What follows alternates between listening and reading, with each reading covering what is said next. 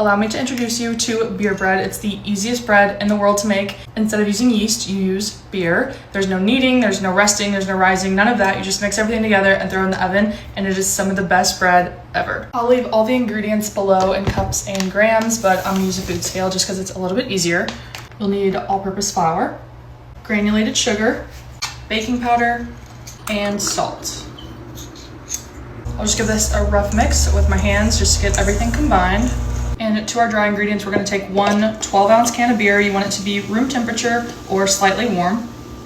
You can either leave it out at room temperature or just run it under warm water for a few minutes. And then the entire recipe calls for half a cup of melted butter. You're gonna use half of it in your dough and save the other half to go on top before it goes into the oven. You don't have to measure it, just eyeball it. I'm just gonna go in with my hands and mix everything together. Obviously, just use whatever beer you like. Make sure everything is well combined.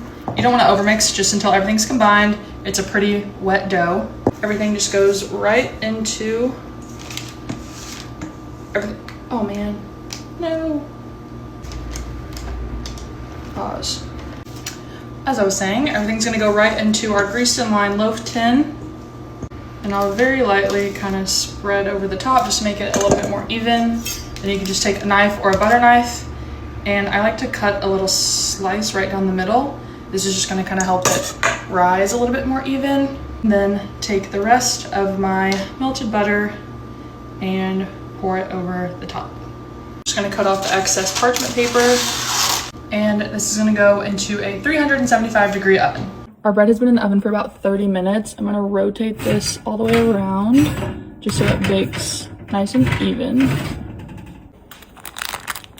I wish y'all could smell this.